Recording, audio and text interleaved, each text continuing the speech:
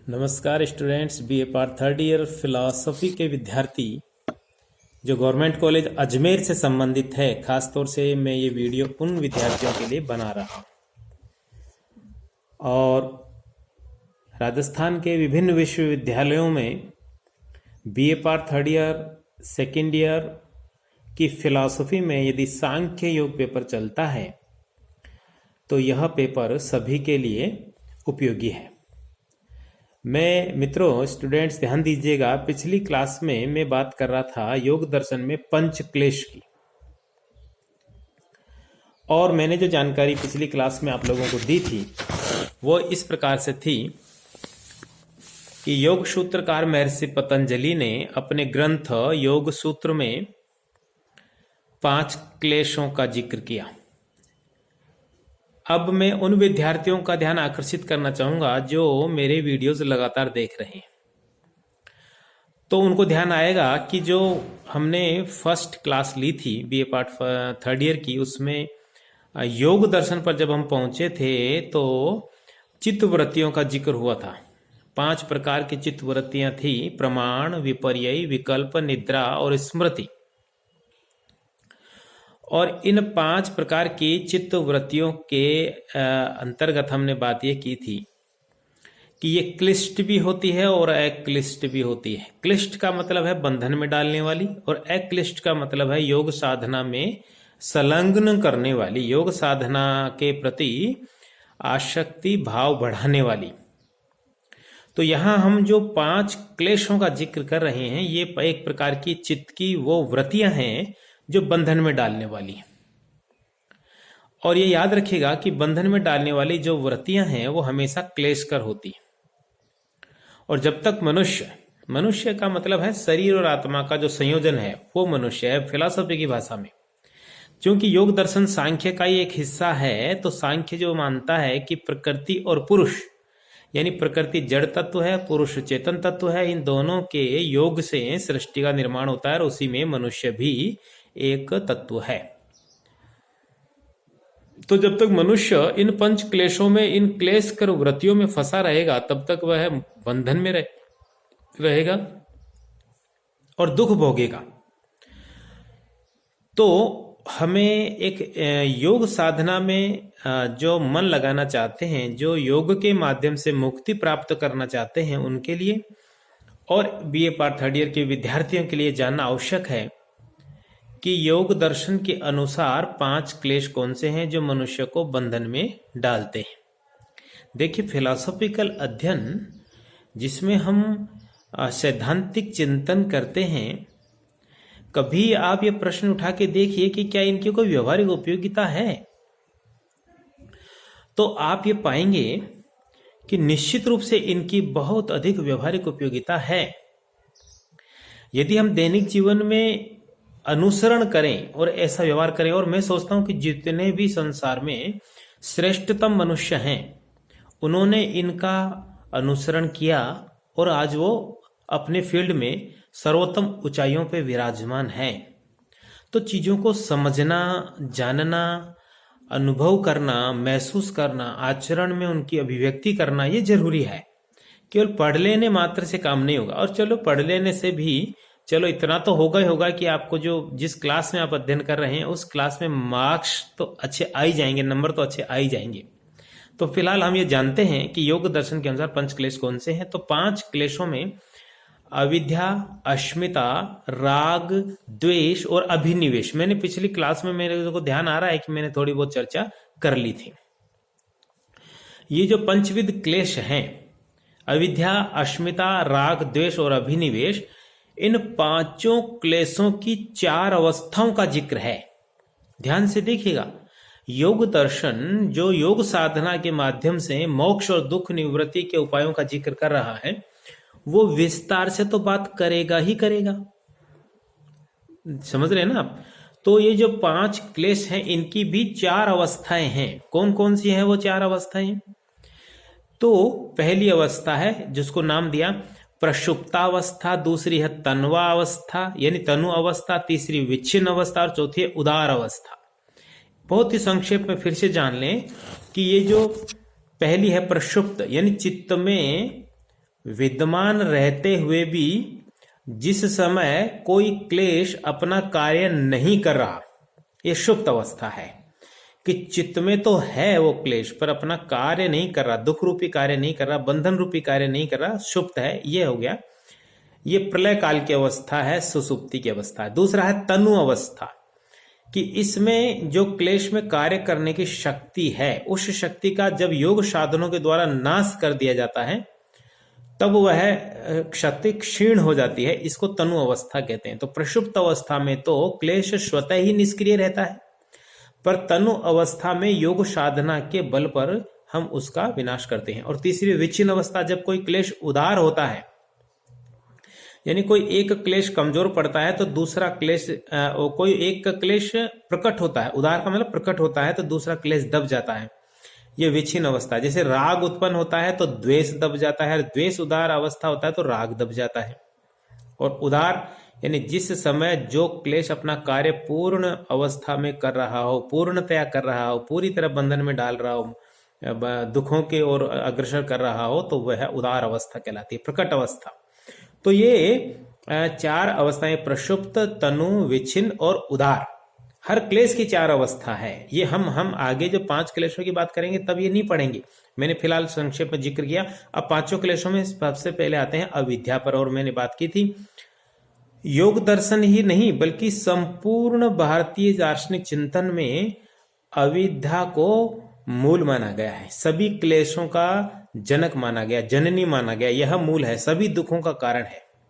और इसकी संक्षिप्ततम परिभाषा यदि हम लें तो वह होगी कि संसार के अनित्य, अपवित्र, दुख रूप और अनात्म तत्वों को नित्य, पवित्र, सुख रूप और आत्म रूप समझना ही अविद्या है। ध्यान से देखिएगा, यानी संसार के अनित्य, अपवित्र, दुख रूप और अनात्म तत्वों को नित्य, पवित्र, सुख रूप और आत्म रूप समझना। क्या फिर से मैं बोल, अनित्य को नित्य, अपवित्र को पवित्र, दुख रूप को सुख रूप और अनात्म को आत्म समझना, यह अविद्या है, यह मूल है। समस्त भोग, लोक परलोक के समस्त भोग इसी अविद्या के कारण मनुष्य शरीर भोगता है। और मनुष्य जो है अच्छी तरह जानता है कि ये शरीर अनित्य है, फिर भी इसको नित्य मानता है। ये सारे शरीर में क्या है, मांस, मेरू, मज्जा, हाड़, मांस, मल, मूत्र, लेकिन ये अपवित्र है, फिर भी इसको पवित्र समझता है। और आत्मा जो वास्तविक तत्व है उसको समझता ही नहीं, अनात्म को ही आत्म समझ बैठता है। तो ये सारे दुखों के कारण बनते हैं। तो अविद्या मूल है। दूसरा अस्मिता, योग सूत्र में बताया गया कि दृक् शक्ति अर्थात दृष्टा पुरुष और दर्शन शक्ति अर्थात प्रकृति, यानी देखने वाला और जिस चीज को देख रहा है, उन दोनों के बीच जो भेद है उसका अभाव, यानी पुरुष में अर्थात आत्मा और शरीर में अर्थात शरीर, आत्मा और शरीर या फिर प्रकृति और पुरुष के बीच जो भेद है उसको न जानना, यानी इनके बीच अभिन्नता मानना, यह है अस्मिता। यह भी एक प्रकार का क्लेश है और दुखों का कारण है। यह उपजा अविद्या से ही है। फिर है राग, राग का तात्पर्य है वैराग्य का अभाव, अर्थात संसार के समस्त भोगों के प्रति आसक्ति, लगाव। सूत्रकार ने यानी महर्षि पतंजलि ने राग क्लेश का वर्णन करते हुए कहा कि प्रकृति और उसके विकारों से जुड़े, प्रकृति सांख्य में अपन ने पढ़ा था अच्छी तरह से, अब मैं बार बार नहीं दोहराना चाहता, कि प्रकृति और पुरुष के विलक्षण संयोग से सृष्टि की विकास प्रक्रिया प्रारंभ होती है। तो प्रकृति और उसके विकारों से जुड़े जीव को जब कभी किसी अनुकूल पदार्थ में सुख की प्राप्ति होती है, यानी प्रकृति से जितने तत्व उत्पन्न हुए, आप और हम बहुत दैनिक जीवन में हर चीज में से बहुत सारी चीजों को दुख रूप में महसूस करते हैं, कुछ को सुखद रूप में महसूस करते हैं। तो जितने भी पदार्थ सुख रूप में प्रतीत होते हैं उनमें पुरुष की यानी आत्मा की आसक्ति हो जाना, प्रीति हो जाना, यही राग है और ये भी बंधन का कारण है। राग नामक क्लेश सुख की प्रतीति के साथ साथ रहता है। ध्यान दीजिएगा, राग माने सुख से जुड़ा हुआ रहना, लेकिन चूंकि है ये अविद्या के कारण ही कि हम प्रकृति और उसके भोगों को सुख रूप मान के चल रहे हैं, जबकि वास्तविकता यह है कि प्रकृति हमेशा बंधन में डालने वाली चीज है और अंततः इसका परिणाम दुखद ही होना है। मोक्ष के उस मार्ग में ये बाधक बनने वाला तत्व है। चलिए, चौथा जो क्लेश है उसको नाम दिया गया है द्वेष। दुख की प्रकृति के पीछे रहने वाला क्लेश दुख है, द्वेष है। द्वेष का सामान्य भाषा में हम क्या बोलते हैं कि किसी से नफरत हो जाए, किसी के प्रति ईर्ष्या का भाव आ जाए, द्वेष एक मन में एक घुटन सी होने लगे। यहाँ फिलोसॉफिकल भाषा में क्या कहते हैं कि जब मनुष्य किसी प्रतिकूल पदार्थ में दुख की प्रतीति करे, अनुकूल पदार्थ में तो सुख की होगी तो राग उत्पन्न होगा, और जब प्रतिकूल पदार्थ में दुख की होगी तो द्वेष होगा। तो उसमें किसी और निमित्तों में द्वेष हो जाता है। अतः द्वेष क्लेश दुख की प्रतीति के साथ साथ जुड़ा हुआ है, इसके साथ हमेशा रहने वाला है। और पांचवा था अभिनिवेश, यानी मृत्यु का भय। और मैंने बात की थी सूत्रकार के अनुसार मरण भय रूपी क्लेश सभी प्राणियों में अनादिकाल से चला रहा। संसार का कोई प्राणी ऐसा नहीं है जो मृत्यु से नहीं डरता हो। बड़े से बड़ा योगी, बड़े से बड़े सन्यासी भी मरण भय से ग्रसित रहते हैं। लेकिन वास्तविकता यह है कि मृत्यु शरीर की होती है, शरीर उत्पन्न हुआ है, नष्ट होगा, ये एक शाश्वत सत्य है। वास्तव में कि आत्मा का विनाश नहीं होता, आत्मा नष्ट नहीं होती, लेकिन हम इस बात को जानते हुए भी मानते नहीं, स्वीकार नहीं करते और हमारा आचरण विपरीत रहता है। यही एक क्लेश, इसी कारण इसको क्लेश कहा गया है। अब प्रश्न है कि जितने भी क्लेश हैं इनकी निवृत्ति के क्या उपाय हैं, इनसे कैसे छुटकारा प्राप्त किया जाए। तो योग दर्शन में सर्वप्रथम तो 3-4 उपाय बताए गए, जिसमें एक तो है क्रिया योग, जिसमें अपन देखेंगे कि ईश्वर प्रणिधान योग, तप आदि, स्वाध्याय, तप स्वाध्याय ईश्वर प्रणिधान, ये 3 जो हैं उपाय हैं उनको क्रिया योग कहा गया है। और अभ्यास और वैराग्य भी कहा गया है। और अंत में अपन देखेंगे अष्टांग योग का भी जिक्र किया गया है। तो जब तक क्लेशों का जो मूल कारण है, जड़ है अविद्या, तब जब तक उसको नष्ट नहीं कर लेंगे तब तक क्लेशों के सारे कर्म और विपाक होते रहेंगे। यानी हम कर्म संस्कारों में भी पड़े रहेंगे और विपाक मानी उनके फल भी भोगते रहेंगे। तो अविद्या निवृत्ति ही क्लेशों से मुक्ति का कारण है, और वह होगा विवेक ज्ञान के माध्यम से। अब प्रश्न ये है कि योग दर्शन में विवेक ज्ञान से क्या तात्पर्य है। तो मैं यहाँ कहना चाहता हूं कि सांख्य से विपरीत यहाँ पर इसका कोई अर्थ नहीं है, लेकिन फिर भी थोड़ा सा स्पष्ट कर लेना आवश्यक है। सांख्य के अनुसार विवेक, योग दर्शन के अनुसार विवेक ज्ञान, तो एक साधारण सी बात जो है वो तो ये है कि पुरुष अनादि अविद्या के कारण बंधनग्रस्त है, दुखों से त्रस्त है, और अविद्या के कारण ही प्रकृति और पुरुष में संयोग चल रहा है। यदि अविद्या का सर्वथा नाश कर दिया जाए तो जन्म मरण आदि संपूर्ण दुखों का सदा के लिए अत्यंत अभाव हो जाएगा। तो इस अविद्या की निवृत्ति किस माध्यम से होगी। तो यह होगी प्रकृति और उसके कार्यों के यथार्थ ज्ञान से और आत्मा की भिन्नता से। कि जब हम प्रकृति और उसके कार्यों के साथ आत्मा की भिन्नता को जान लेंगे, ये है विवेक ज्ञान। विवेक का मतलब होता है भेद करना। तो भेद किसके बीच करना है, प्रकृति और पुरुष के बीच। प्रकृति और उसके विकारों को पुरुष अपने से अलग मान के चले, क्योंकि पुरुष वो नहीं है जो प्रकृति है। और जब तक इनके साथ जुड़ा रहेगा, आसक्ति रखेगा, तो ये अज्ञान होगा, अविद्या होगी।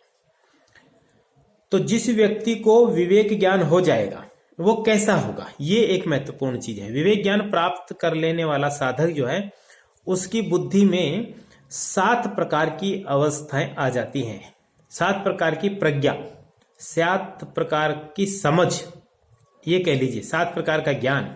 नंबर 1 कार्य विमुक्ति प्रज्ञा, यानी वह ज्ञेय शून्य, हे शून्य, प्राप्य प्राप्त, चिकित्सा शून्य आदि आदि हो जाता। मतलब जो जानना था जान लिया, ज्ञेय शून्य।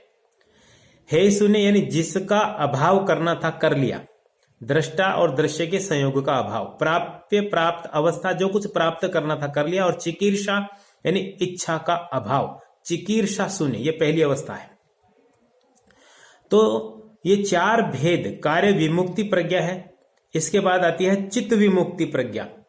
चित्त का आप मतलब समझते हैं बुद्धि, मन और अहंकार को मिला के चित्त कहा गया था। तो चित्त की कृतार्थता, इस चित्त विमुक्ति प्रज्ञा की जो पहली अवस्था है वह है चित्त की कृतार्थता। यानी चित्त ने अपना अधिकार, भोग और अपवर्ग दोनों पूरा कर लिया, अब उसका कोई प्रयोजन शेष नहीं रहा, ये भाव आ जाना। गुणलीनता, चित्त का अपने कारण रूप गुणों में लीन हो जाना। और आत्मस्थिति, पुरुष सर्वथा गुणों से अतीत होकर अपने स्वरूप में स्थित हो जाएगा, यह आत्मस्थिति है। तो यह प्रज्ञा की 7 प्रकार की जो उत्कृष्ट अवस्था है, जब यह अवस्थाएं आएगी तो ये विवेक ज्ञान की अवस्था कहलाएगी। यही मोक्ष का उपाय है, यही योग दर्शन में चर्चा थी। मैं फिलहाल आज इतनी बात करूंगा, अगले क्लास में फिर हम नए टॉपिक के साथ उपस्थित होंगे। जब तक जय हिंद, जय भारत।